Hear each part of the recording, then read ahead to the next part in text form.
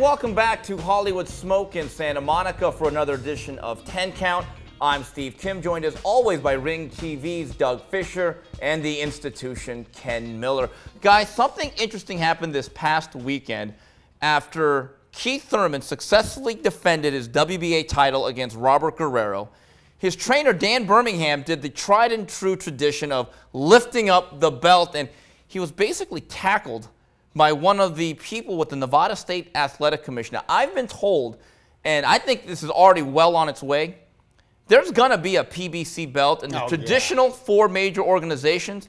What's that old commercial? Move over bacon? The commercial says move over bacon. Here's something better. Is a PBC championship going to be better than the sanctioning organizations? Now, I represent the Ring magazine, which for decades has been anti-sanctioning organization. I don't think that they are the evils of the sport. I mean, I think, yeah, they add confusion. Yeah, they're in it for themselves. They're definitely for-profit entities. Yeah, they do some ridiculous, silly stuff. But I think that, yeah, I do ridiculous, silly stuff. No, everybody in boxing for-profit, what's wrong with that? Exactly. That's what it's prize fighting. Everybody in boxing is scraping for that dollar.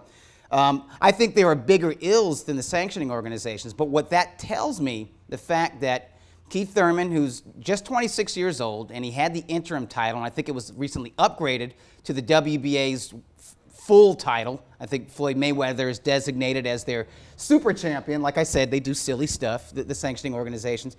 But that means a lot to a fighter. It means a lot to a boxer. But the fact that PBC on NBC and the PBC brand in general, regardless of the network, doesn't want to deal with the sanctioning organizations, for me, is confirmation that Haymon doesn't want to play with others. Right. Because if you're recognizing all the other belts, you got to recognize these fighters who have a belt and the mandatories who are managed and promoted by non-Haymon boxing affiliations. Ken, don't you find it hypocritical that there's an ad for the PBC, one of many, on the NBC broadcast, where Deontay Wilder says, "I'm Deontay Wilder, heavyweight champion." Well, first of all, there's a guy named Klitschko who would argue with that. But second of all, those same belts that you're trying to expunge, he's only saying that he's a champion because of the WBC title he just won. And I'll tell you this, clearly, everybody said that a belt's not significant.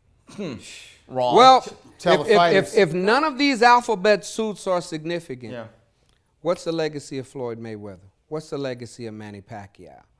Look, this PBC belt situation is a bunch of crock, man. And I don't even know at this point that that's where Al Haymon is going. Maybe he wants. Oh, he is, though. Well, let me share this with you. Al Haymon's not just having a PBC belt for the sake of having a PBC belt. Right. He's trying to generate a financial resource for someone who wants to create that PBC Well, he does, but I think this is the UFC model. Well, he's trying to be the Black Dana White. And remember, if welterweight titleist for the WBC is Keith Thurman, that basically means that anyone that wants to fight for that belt has to, guess what, sign with Al Haymon, be a part of the PBC. And my question is, theoretically, at least the WBA, BC, BF, BO, everyone can fight for them. And they've actually caused Al Haymon to make fights he was uncomfortable with. Now, as it relates to Deontay Wilder, all the really good heavyweights, and there's probably like 3 or 4 of them, if they're not with Al Haymon, they can't fight for the belt, much like the UFC. So everyone hailing the PBC bringing clarity to the sport, they're not. They're actually bringing more division. That's the reality. Well, when Don King had everybody under his umbrella, he was the worst thing that ever happened to boxing. Okay? Al Haymon is a one guy that people, even Dan Raphael, who I have a little bit of respect for, he says, "Oh, well, he doesn't want to be interviewed." Well, then probe him, damn it.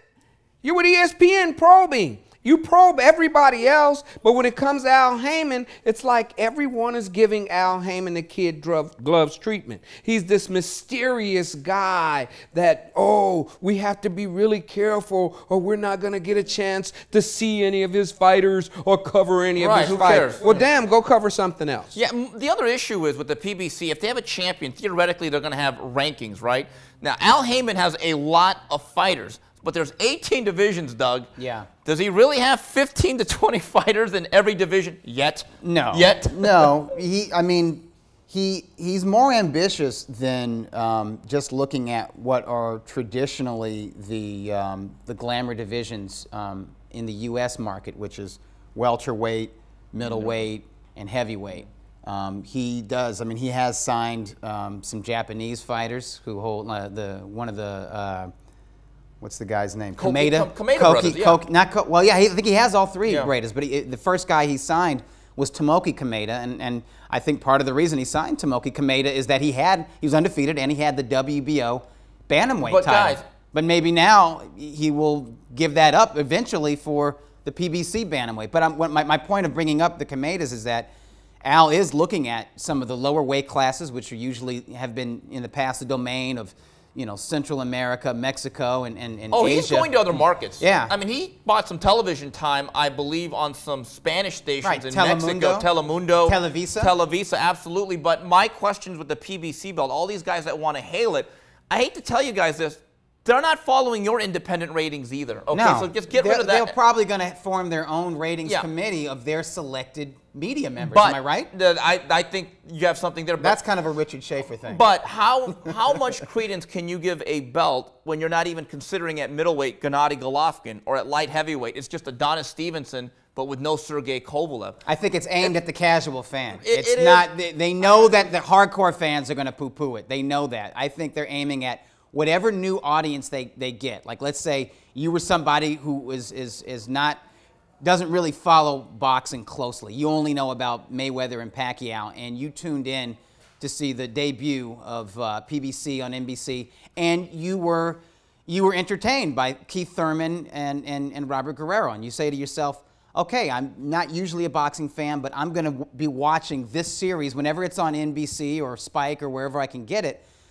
For that fan, you don't know who Gennady Golovkin is. Gennady Golovkin is very well known internationally, but it's by hardcore boxing aficionados. He hasn't bled over into the casual fan consciousness, and I think the real audience, the real target that Al Haymon and Richard Schaefer and the PBC want is the casual fan. And they think, okay, this casual fan, they don't know any better. But Ken, they will recognize a PBC champion as a real champion. Going back to what you said, then it's our job to inform the public then. Yes. Right, absolutely.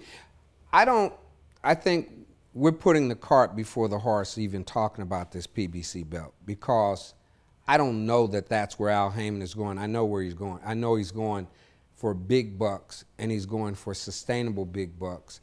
And that's what these fighters are really fighting for. They're not fighting for belts. They're fighting for money. They're fighting for a lifestyle beyond the sport of boxing, which in retrospect is something that many professional fighters have never been able to have.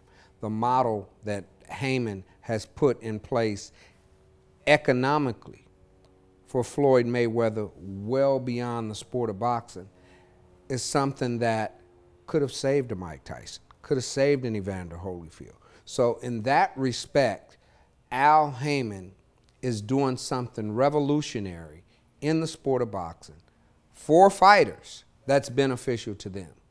The other elements, the belt and how many, the target audience and all of that, I think if that stuff happens, it's okay. But with Al Haymon is an economist. Al Haymon is about money. And the only way he can continue to take care of that roster that he has and make sure that those guys are going to be okay when they can no longer lace them up is with money. And I think that's why he's spreading out into all of these other markets, China, Mexico, wherever he can go to get money to make sure that he can feud those fighters. All right, well, that's it for this segment of 10 Count. On behalf of Doug Fischer and Ken Miller, we just want to remind you, we also have a Facebook page, UCN Live. So till the next round, goodbye, everybody.